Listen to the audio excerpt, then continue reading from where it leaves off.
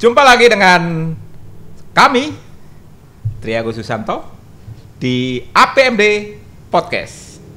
Kali ini ada tamu yang istimewa, akan berbicara bersama, berdiskusi, ngobrol ngalor ngidul, nggak apa-apa. Yang penting nanti kita ambil hikmahnya, kita ambil intisari. Bersama saya telah hadir Sylvester Tony Tokan. Selamat datang. Iya, Pak. Selamat datang di APMD Podcast. Tempat di mana kita bicara apa saja. Dari tentang desa, tentang sastra, apa saja. Nah, Sylvester Tony Tokan, biasa dipanggil Tony, masuk di Prodi Ilmu Komunikasi APMD tahun 2016 ya? 2016. Ya. Berarti berapa tahun? Sekarang sudah 4 tahun. Ini 4 tahun yang keempat. Sekarang sedang nulis skripsi? Ya, Ya. lagi nulis skripsi. Kalau angkatan 2016 dan sekarang sedang menulis skripsi, itu artinya pas 4 tahunan lah ya. Tidak seperti saya mapala dulu. Mahasiswa paling lama. Tony berasal dari Adonara, sebuah daerah, itu pulau ya? Iya, pulau. Ya, sebuah pulau di Flores Timur, NTT, Nusa Tenggara Timur. Dan sedikit gambaran untuk pendengar APMD Podcast yang belum kenal Tony. Tony itu sudah menulis 3 novel. Saya belum pernah nulis. 3 novel, yaitu Maya tahun 2017, lalu Tiada Tuhan dalam Revolusi. Nah, ini saya belum baca nih. Maya sudah. Tiada Tuhan dalam Revolusi. Wah, menarik. Judulnya sudah menarik. Tuhan kemana ya waktu revolusi? Tuhan tidur kayaknya. Tuhan tidur ya. Lalu padahal kalau Tuhan tidur nanti orang Jawa bilang Gusti ora sare. Nah, mungkin bisa dijawab lagi. Iya, tapi leyeh-leyeh. Lalu yang terakhir tahun 2020, tahun ini ya. Iya, Pak. Ini judulnya sangat menarik, puitis novelnya. Cinta yang baik adalah cinta yang membunuh. Wow. Seperti apa, saya penasaran untuk membacanya. Mungkin suatu saat akan ada diskusi ya. Iya. Baik, sekarang Tony aktivitasnya apa selama pandemi? Tentu saja selain aktivitas skripsi, mungkin di rumah atau di komunitasnya, apa yang sedang dilakukan? Kalau sekarang kebetulan karena faktor pandemi, waktu saya ajukan proposal skripsi pertama kali itu kan pada saat sebelum pandemi. Nah, setelah itu kan tiba-tiba langsung dihadapi dengan momen kaget kalau akan ada pandemi, diberitakan di mana-mana gitu. Jadi ya terpaksa memang harus di rumah gitu. Jadi di kos saja. Dan selama di kos memang karena berhubungan saya pengen serius nulis skripsi tentang sebagai selain kontribusi saya untuk daerah, kontribusi saya untuk generasi-generasi yang ada di daerah juga. Saya juga pengen punya kontribusi sebelum selesai, ya minimal saya punya kontribusi untuk kampus gitu. Terutama untuk prodi ilmu komunikasi gitu. Nah, jadi kalau ditanya selama aktivitas saya selama pandemi, ya aktivitas saya hanya studi literatur saja, hanya membaca gitu, membaca untuk kebutuhan skripsinya saya. Baik. Gitu. Soalnya mengapa saya tanya ini, karena saya teringat ada beberapa sastrawan ya, baik yang saya kenal maupun yang tidak saya kenal, terutama yang saya kenal. Momen pandemi itu justru melahirkan banyak inspirasi, melahirkan banyak ide gagasan. Tetapi juga saya membaca ada beberapa artis musim pandemi ditangkap karena nyabu. Jadi tentu lain orang lain memanfaatkan momen ya.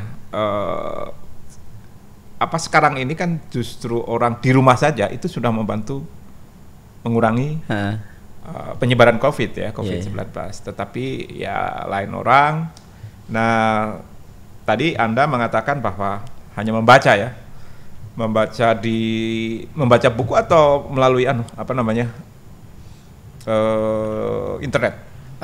Kebetulan ada beberapa bahan bacaan baru yang saya punya, sehingga kebanyakan paling membaca buku gitu.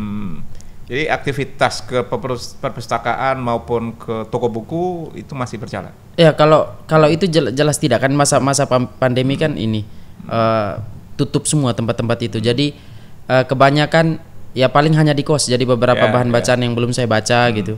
Yang sudah saya kadang kan buku-buku yang sudah saya beli misalnya setahun yang lalu, 2 tahun yang lalu, beberapa yang terbengkalai belum saya baca ya saya sentuh ulang gitu.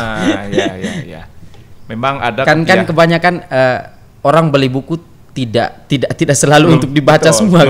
Belum sempat dibaca semua gitu. Anda mengingatkan kelakuan saya. Membeli buku tetapi belum sempat dibaca ya. Kadang-kadang malah sampai membeli lebih dari satu judul yang sama. Kayaknya ini belum punya, padahal sudah punya 2 dan lagi-lagi belum sempat dibaca. Itulah. Sebelum saya bertanya ke skripsi ya, saya ingin tanya soal 3 novel yang Anda tulis itu, apa benang merahnya? Meskipun itu judul-judul yang berbeda, tetapi mungkin yang bisa Anda jawab mungkin apa yang melatar belakangi dan apa kesamaan dari 3 novel itu? Kalau saya gini ya Pak, kalau untuk misalnya kayak nulis kayak gini itu hanya sebetulnya saya agak malu untuk mau jelaskan lebih jauh soal isi-isi buku ini. Takut rahasianya terbuka. Kalau saya secara pribadi sebetulnya ini hanya soal hobi gitu, soal hobi. Jadi saya nulis kalau memang waktu luang ya sudah, berarti saya fokuskan untuk kayak nulis buku-buku kayak gini gitu. Tapi momen refleksi ya saya secara pribadi itu jelas apa yang melatar belakangi saya di daerah gitu. Misalnya apa yang saya dapat, saya temui gitu dalam perjalanan saya di daerah gitu. Jadi ini lebih kepada refleksi kemanusiaan gitu. Refleksi kemanusiaan dari saya yang ada dari dulu sampai saya bergerak ke sini gitu. Tiga-tiganya kurang lebih sama. Kurang lebih seperti itu. Jadi saya malah justru kenal dengan dunia sastra itu ketika saya di Jogja gitu. Bukan saya di sana. Kalau di sana ya paling kita hanya sekedar dihadapkan dengan berbagai referensi tentang novel dan lain sebagainya. Tapi itu juga novel-novel yang memang karena faktor mungkin jarak dengan Jawa gitu. Jadi kita untuk mengakses bahan bacaan yang baik gitu, bahan bacaan yang bagus, yang bermutu itu agak kurang gitu. Nah, jadi kebanyakan ya kita belajar dari apa yang kita dapat setiap hari di sekitar gitu. Nah, setelah sampai di Jogja baru dihadapkan dengan kebetulan Jogja juga kota yang memberikan banyak sumbangsi referensi gitu ke saya secara pribadi. Jadi di Jogja baru saya belajar benar, sastra itu begini. Ada aliran-alirannya seperti ini gitu. Nah, jadi itu justru saya datang ke Jogja baru belajarnya di sini. Gitu, Pak. Meskipun demikian, Anda belajar di Jogja, mengerti lebih banyak sastra di Jogja, tetapi tulisan-tulisan Anda itu tidak lepas dari daerah. Iya, tidak lepas dari, karena referensinya saya dapat di sini, tetapi ada pengalaman fenomena pribadi yang saya dapatnya di sana dari daerah gitu.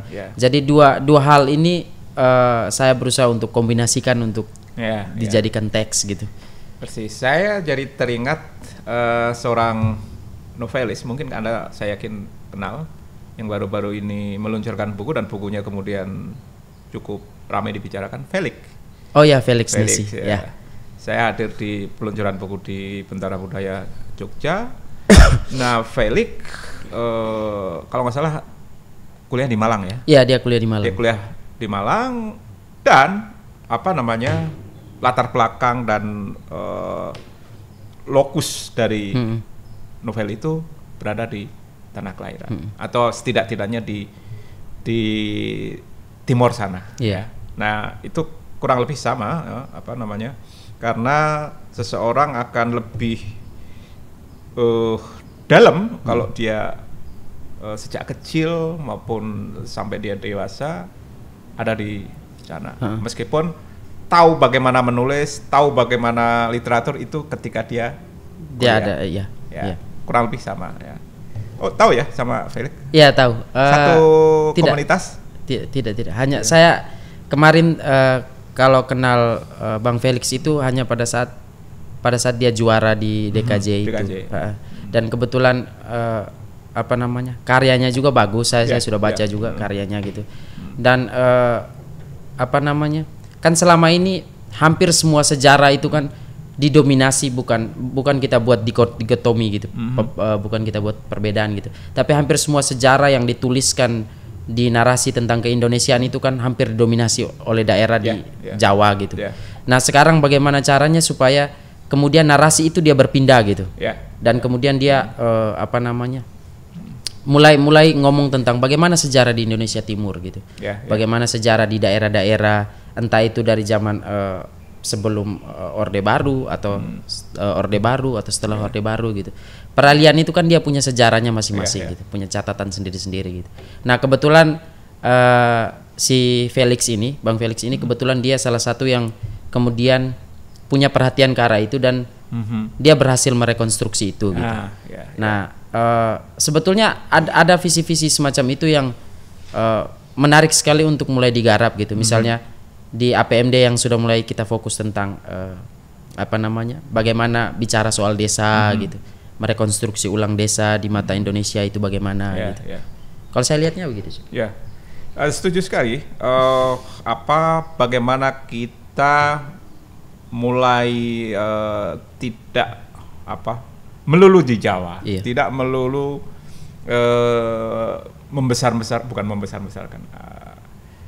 Mari kita perhatikan di luar Jawa. Di luar Jawa. Jadi sejarah di NTT, sejarah di Sulawesi, Ambon, segala macam. Ya.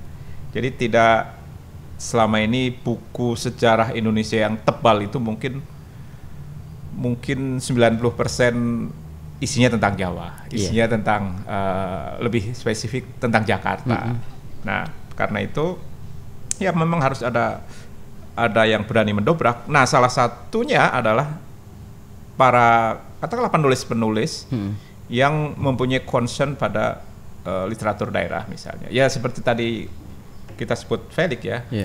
Dia katakanlah merekonstruksi sejarah daerahnya dengan cara novel. Tapi jangan lupa Pram sendiri juga melakukan hal yang sama. Ya. Jadi Pram menulis sejarah dengan sastra, ya. Menulis sejarah dengan sastra. Ada majalah yang membuat menulis sastra dengan sejarah, dengan gaya sejarah. Jadi kita tentu saja bisa belajar dari Pram. Kita membaca novel Pram dari tetralogi atau di luar tetralogi itu sama dengan kita belajar sejarah. Karena itu Orde Baru dulu sempat melarang karena menganggap bahwa itu di luar pakem ya. Jadi ada sebelum Orde Baru, setelah Orde Baru, dan sekarang Orde Baru 4.0. Setelah 3 novel ini, ada rencana mau menulis novel apa lagi?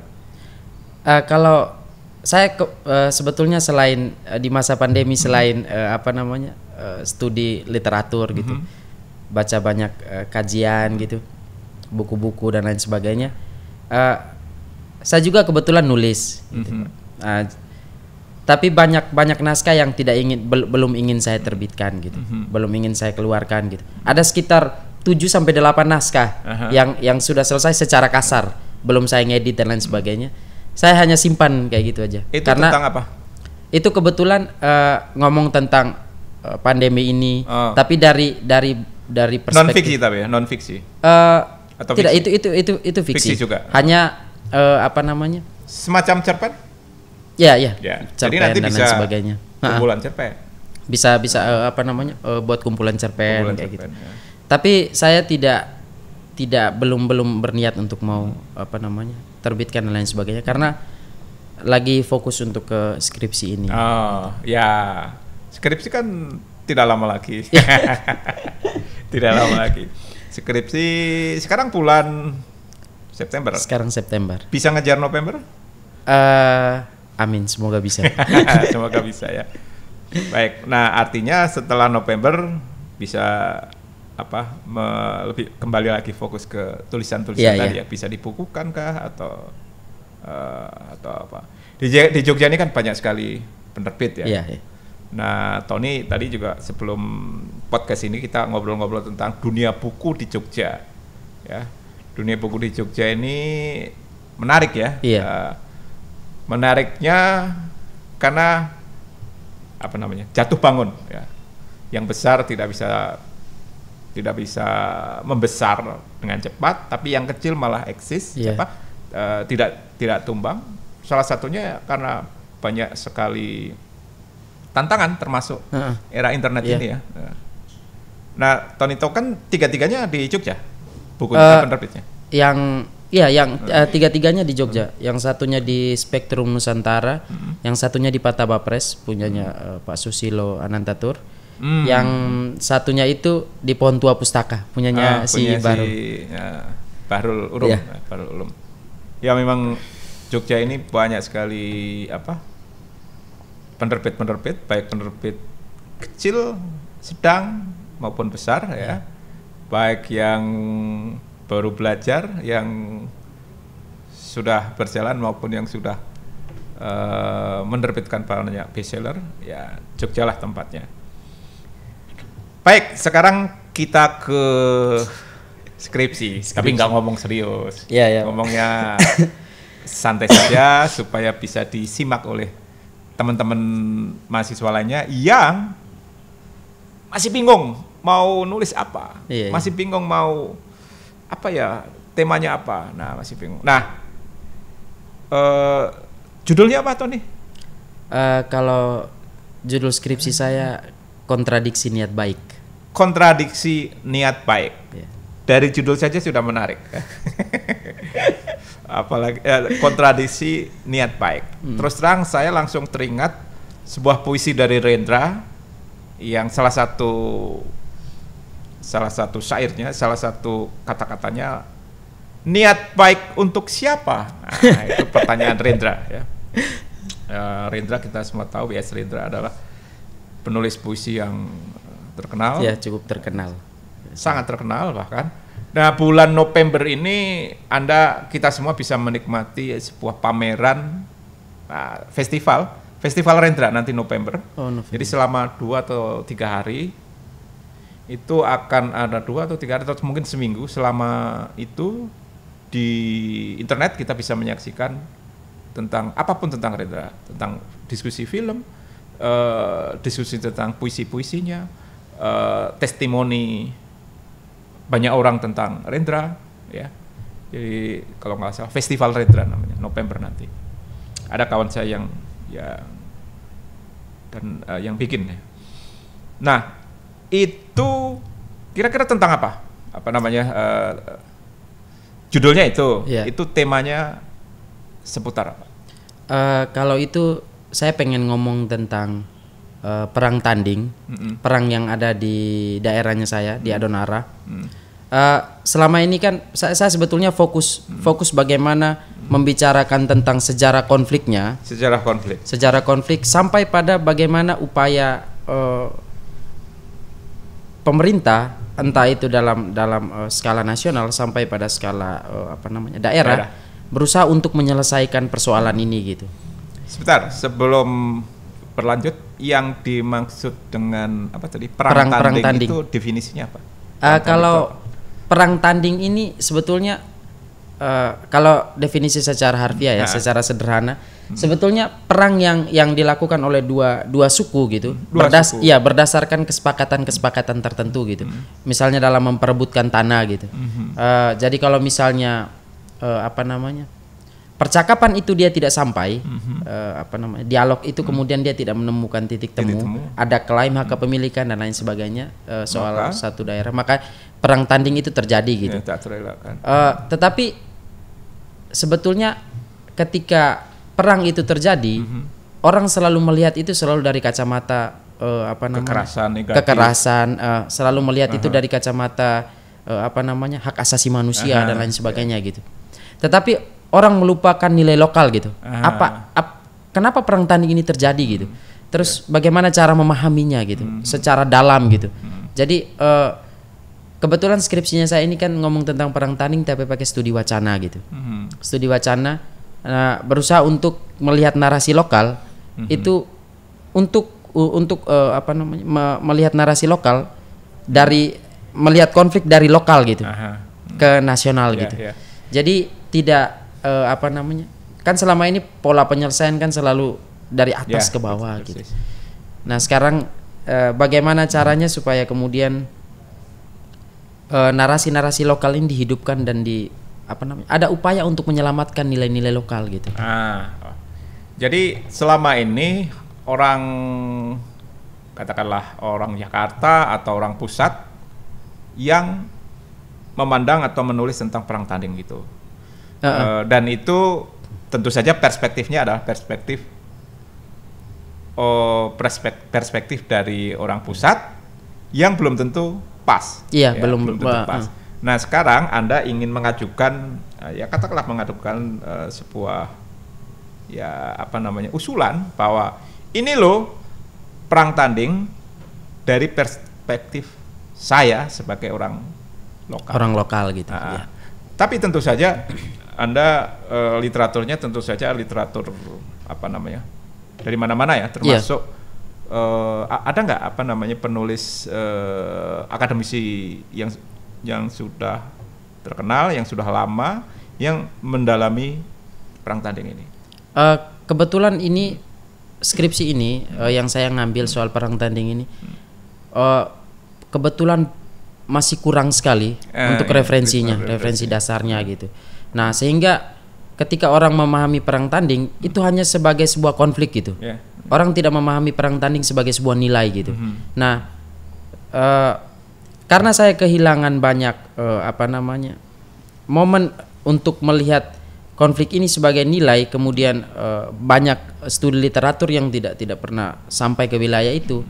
Jadi saya berusaha untuk studi literatur sendiri gitu.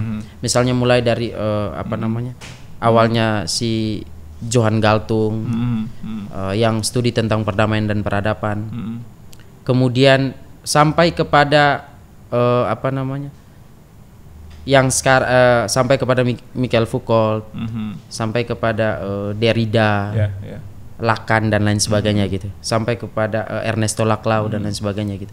Jadi kebetulan ini salah satu studi kritis yang berusaha saya dorong gitu untuk bagaimana lokal melihat nasional gitu, dari hal-hal kecil yang ada di lokal gitu. Baik, tentu saja ini akan ada yang moga-moga sesuatu yang baru ya. Bagaimana lokal melihat sesuatu yang selama ini dipandang oleh nasional atau bahkan dari perspektif yang mendunia. Nah, kalau kita lihat tayangan-tayangan di TV ya, meskipun saya sudah berbulan-bulan tidak nonton TV, ada beberapa stasiun TV itu yang bisa juga stasiun TV luar yang kemudian direproduksi di sini. Stasiun-stasiun TV itu menayangkan acara ya, ada seorang entah itu artis entah itu tokoh ya, lalu mereka datang ke sebuah suku nun jauh dari pusat ibu kota, lalu seolah-olah dia ingin mempelajari, seolah-olah dia ingin ingin beradaptasi, tetapi acara itu memang dibuat sedemikian rupa namanya juga acara ya, Iya. menghibur, yang pada akhirnya adalah satu mungkin menghakimi, dua dalam tanda kutip melecehkan, intinya adalah hiburan. Ya. Nah, acara-acara seperti itu ratingnya mungkin naik, ratingnya bagus, tinggi, apalagi yang dibawakan oleh artis-artis. Tetapi itu sangat tidak mendidik, sangat dalam tanda kutip sangat kejam ya, mengeksploitasi keunikan, mengeksploitasi kelokalan yang sangat jujur, lalu diangkat dalam sebuah acara yang demi rating, demi mendatangkan, kalau sekarang demi mendatangkan like and share. Seperti itu. Nah, saya yakin Anda sebagai seorang mahasiswa yang ingin mengangkat ingin menunjukkan kepada dunia atau setidak-tidaknya kepada Indonesia bahwa ini loh perang tanding menurut versi kami. Anda boleh suka, boleh tidak, tapi Anda keliru kalau semata-mata menggunakan kacamata HAM, semata-mata menggunakan kacamata apalagi tadi kekerasan, HAM atau hukum. Bahkan hukum ya. Nah, ini loh salah satu yang kami pakai kacamata adalah kacamata budaya. Kurang lebih begitu. Ya, sebetulnya ini kan semangat ini berangkat daripada bagaimana Pak Sutoro Eko sendiri gitu. Bicara tentang soal pembelaan gitu. Saya persis di wilayah itu, saya mau bilang begini sih Pak.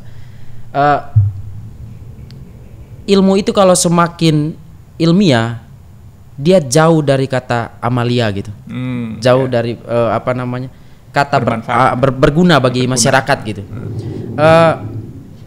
Kebanyakan sekarang ini kan proyek-proyek neoliberalisme dan lain sebagainya gitu. Itu dia berusaha untuk menerjemahkan segala sesuatu dan kemudian itu menuju kematiannya gitu, menuju kematian apa yang diterjemahkan tadi gitu. Jadi misalnya kalau refleksi kritisnya saya terhadap bacaan tentang Jared Diamond tentang collapse, bagaimana sejarah kota-kota itu mati gitu. Itu sebetulnya kota-kota itu mati itu sebetulnya bukan dengan sentuhan gitu. Tapi dia hanya dengan pertanyaan sederhana gitu. Mengapa si A ini ada? Mengapa si B ini ada? Mengapa si A ini begini? Mengapa si B begini gitu. Nah, jadi di balik pertanyaan itu muncul serakannya neoliberalisme itu, bagaimana caranya dia untuk mengambil semua yang ada di desa gitu, semua yang ada di lokal gitu, hanya untuk keuntungan segelintir orang gitu. Nah, jadi persis di wilayah itu gitu, ketika Pak Sutoro Eko bicara tentang ini soal pembelaan gitu, bagaimana APMD duduk sebagai masyarakat lokal gitu, terlepas daripada hampir ada 4 jurusan di sini gitu. Tidak terlepas juga S2. Tapi bagaimana perspektif itu kemudian dia duduk dengan semangat kelokalan gitu, lokal melihat nasional gitu. Kan seharusnya kan makanya muncul konsep pengakuan kedaulatan dan lain sebagainya gitu kan. Nah, jadi hal-hal semacam itu yang sedang misalnya dengan beberapa kawan saya seperti Sakro, Umbu gitu. Kita sering diskusi tentang hal itu dan kita lihat bahwa kita sebetulnya kehilangan pijakan gitu. Nah, makanya bagaimana caranya kemudian dari titik awal soal skripsi ini kita berusaha untuk duduk dari perspektif lokal gitu, untuk melihat sesuatu yang besar gitu. Ya. Tadi Anda menyebut Pak Toro ya.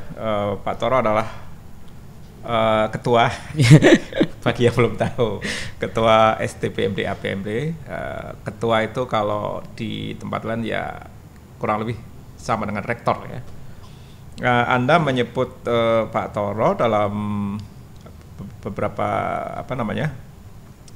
statementnya tentang bagaimanapun kita harus membela lokal. Saya jadi ingat Pak Toro beberapa kali mengatakan kalau ada konflik antara pusat dengan daerah, saya akan membela daerah. Kalau ada konflik antara daerah dengan desa, saya akan membela desa. Tetapi kalau ada konflik antara desa dengan warga, saya akan membela warga. Iya. Nah, kurang lebih gitu ya. Iya, iya. Nah, dalam perspektif itu memang dibutuhkan kepedulian ya. Iya. Dibutuhkan kepedulian, dibutuhkan apa ya. Jadi orang boleh pintar, tapi kalau tidak peduli, tidak punya peduli dengan sesuatu, apakah itu di daerah, apakah itu sebuah nilai, ya apa gunanya ilmu, apa gunanya kepandaian kalau hanya untuk kepentingan sendiri dan seterusnya dan seterusnya. Nah, kira-kira Anda sudah ada bayangan belum setelah skripsi selesai, lalu mungkin jadi jurnal, jadi buku, apa yang ingin dilakukan? Kalau skripsinya saya ini kan pergi sampai kepada bagaimana merefleksikan ilmu komunikasi APMD gitu, pergi sampai ke wilayah itu gitu. Jadi selama ini kan kita selalu bicara tentang komunikasi APMD itu sebagai komunikasi pemberdayaan gitu. Nah, setelah saya studi beberapa literatur gitu, misalnya tentang bacaan-bacaan dari Foucault dan lain sebagainya gitu, saya dapat satu poin bahwa justru bagaimana masyarakat itu dia malah tidak perlu diberdayakan, dia sudah berdaya gitu, tapi kemudian bagaimana dia diberkuasakan gitu. Itu dia. Nah, persis di wilayah itu saya itu malah pengen ajukan satu semacam perspektif. Terlepas nanti kemudian ilmu komunikasi APMD akan melihat ini sebagai sebuah perspektif yang lain gitu, atau misalnya tidak duduk sesuai dengan semangat kampus atau apa dan lain sebagainya, itu urusan kemudian gitu. Tetapi saya malah pengen ngajukan sebuah perspektif tentang bagaimana melihat komunikasi APMD itu menjadi komunikasi Nusantara gitu. Nah, seperti usulan Pak Toro ya.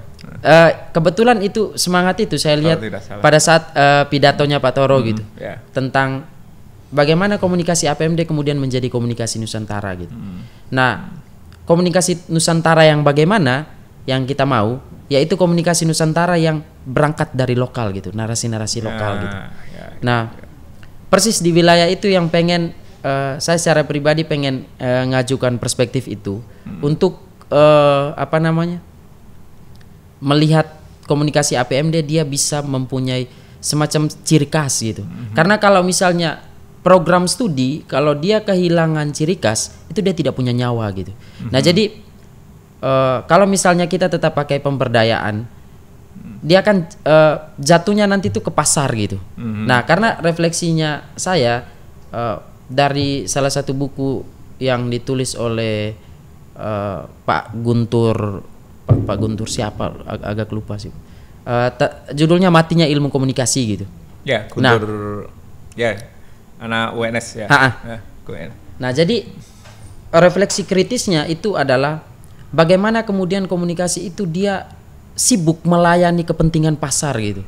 Dia melayani kepentingan pemodal gitu. Nah, sekarang bagaimana kita tarik komunikasi itu melayani kepentingan rakyat gitu. Jadi rakyat yang dimaksud ya manusianya gitu. Karena dalam pemahaman saya gitu, pasar itu hanya akan muncul kalau kemudian manusianya itu ada gitu kan. Nah, jadi dari refleksi kecil semacam itu, saya pengen kemudian mengajukan dari skripsi ini kemudian pengen mengajukan tentang bagaimana kita merefleksikan komunikasi Nusantara gitu, seperti yang digaungkan oleh Pak Sutoro gitu, di dalam kerangka ke-APMD-an, kemudian di dalam kerangka mazhab Timoho dan lain sebagainya gitu. Wah, menarik sekali. Tadi Anda menyebut Pak Toro. Seingat saya Pak Toro pernah mengusulkan itu ya, komunikasi Nusantara.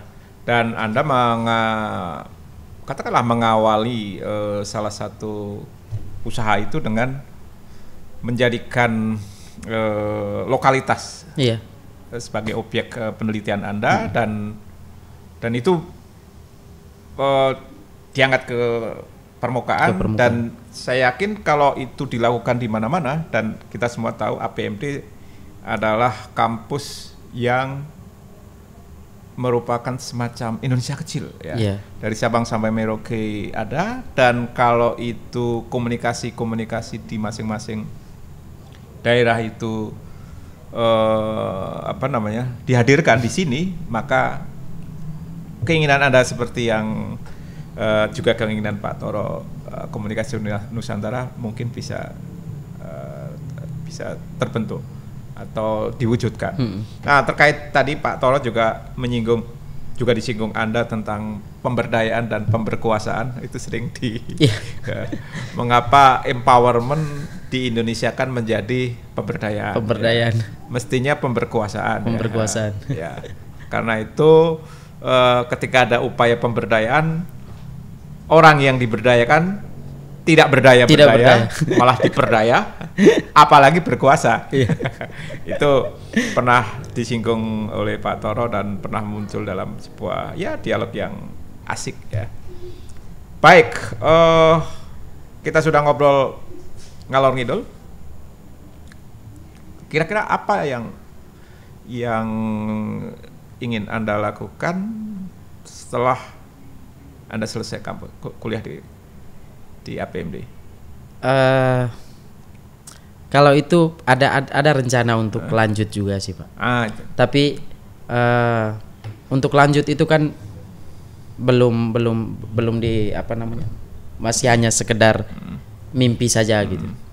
Tapi yang pasti memang harus balik ke daerah dan lain sebagainya gitu. Mengabdi untuk daerah lah yang pasti. Kalau untuk mau studi lanjut ya, kalau memang ada rezeki ya studi lanjut. Kalau tidak ya berarti stop. Ya, apapun yang Anda pilih tentu saya pribadi tentu mendukung.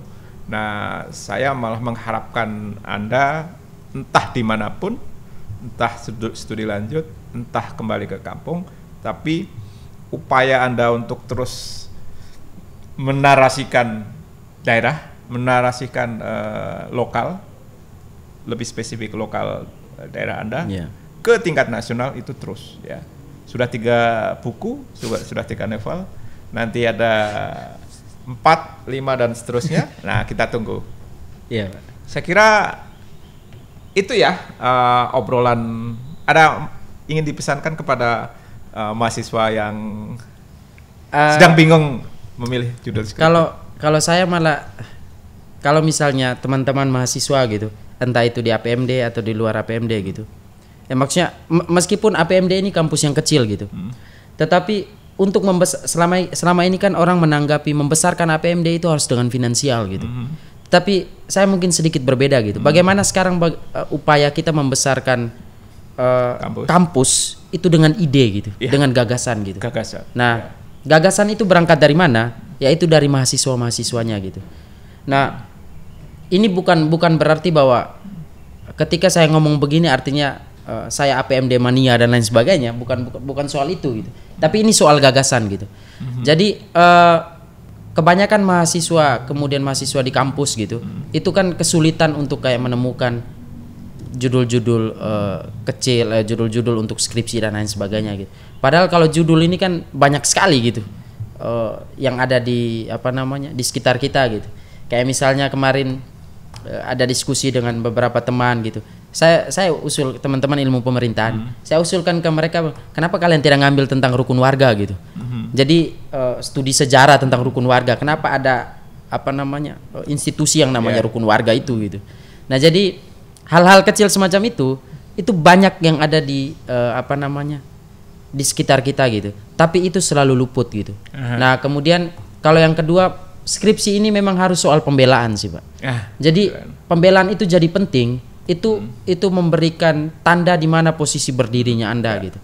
Jadi kalau sudah bisa menentukan posisi berdiri, posisi pijak gitu, misalnya dari lokal ke nasional, itu kita akhirnya tahu bahwa ternyata selama ini banyak narasi nasional itu yang memang dia tidak sampai ke lokal gitu. Jadi wacana itu digerakkan secara terus-menerus hanya untuk mau menguasai gitu. Nah, hal-hal semacam ini saya pikir APMD bisa menjadi semacam corong gitu. Corong untuk melihat narasi-narasi lokal yang kemudian bisa kita besarkan gitu. Wah. Kalau saya kayak gitu sih. Baik, menarik sekali. APMD mestinya menjadi corong dari lokal, dari daerah untuk kemudian dibesarkan di tingkat nasional maupun internasional. Iya. Jangan cuma nasional maupun internasional. Saya kira ngobrol dengan Tony itu mungkin tidak bisa sejam 2 jam, sehari 2 hari, mungkin bisa 7 hari 7 malam, karena menarik sekali. Tapi waktulah yang membatasi kita karena ada acara lain dan ada program lain. Karena itu kita akan sudahi. Terima kasih Tony sudah bergabung dengan APMD Podcast. Semoga teman-teman yang mengikuti bisa mengambil manfaatnya. Sampai di sini, sampai jumpa APMD Podcast.